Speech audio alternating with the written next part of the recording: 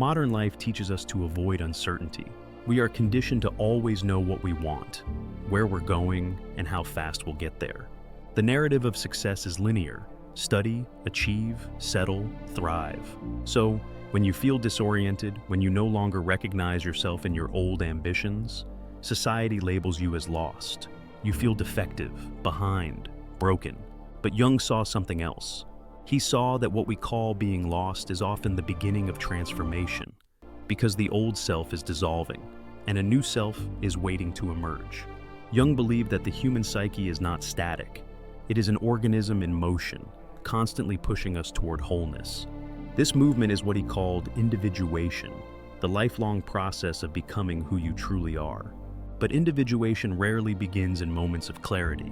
It begins in moments of breakdown, confusion, emptiness. Because the psyche uses disorientation as a signal, the life you've been living is too small for who you are becoming. The void you feel is not evidence of failure. It is an invitation, an initiation. You are not lost. You are being dismantled and rebuilt. From childhood, we learn to build a mask, the persona. This is the version of ourselves that fits expectations, pleases others, and avoids rejection.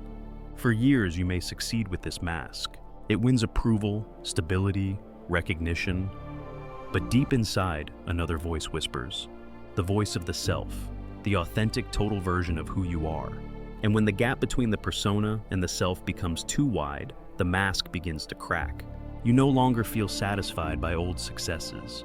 You begin to question relationships, careers, even your own desires.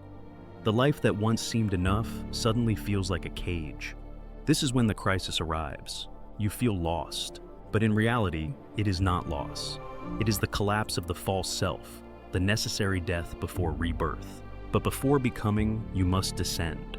Jung taught that the path to wholeness runs through the shadow, the parts of ourselves we repress, deny, or exile.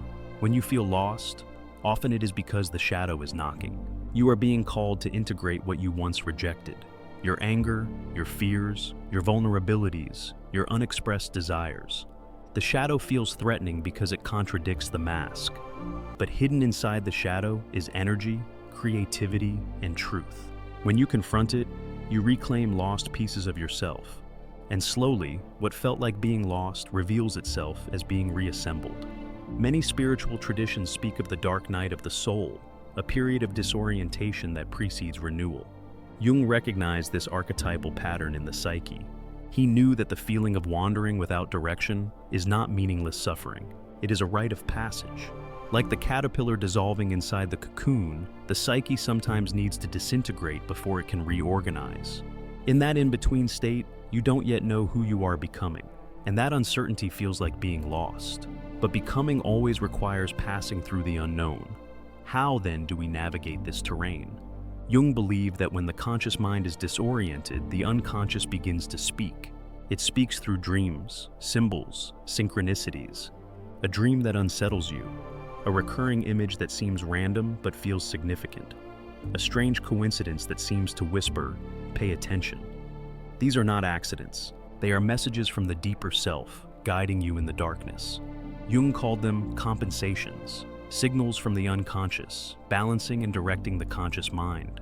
To feel lost is to be pushed into deeper dialogue with yourself. Society tells you, if you don't know where you're going, something is wrong with you. If you feel uncertain, you are behind. If you are confused, you are weak. Jung tells you the opposite.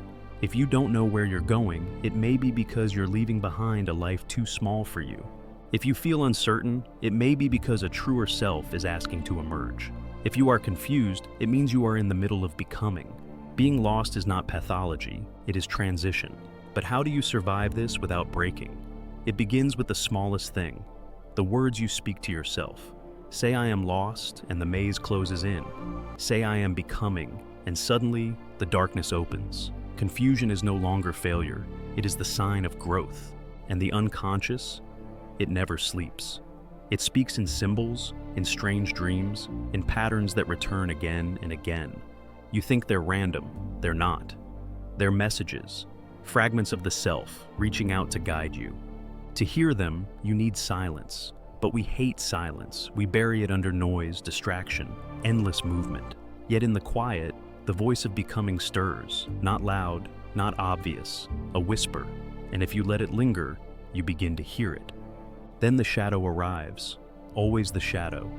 The parts of you you've hidden, the feelings you've locked away. They rise and it feels unbearable, but they are not enemies. They are exiles, asking to come home.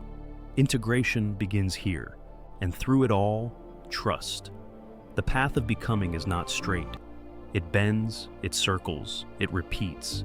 Some days you feel like you are falling backward. You're not. You are reorganizing. The self is reshaping itself. What feels like disorientation is not the end. It is the beginning. Slowly, after the confusion, something extraordinary happens. You begin to recognize new desires, new values, new directions.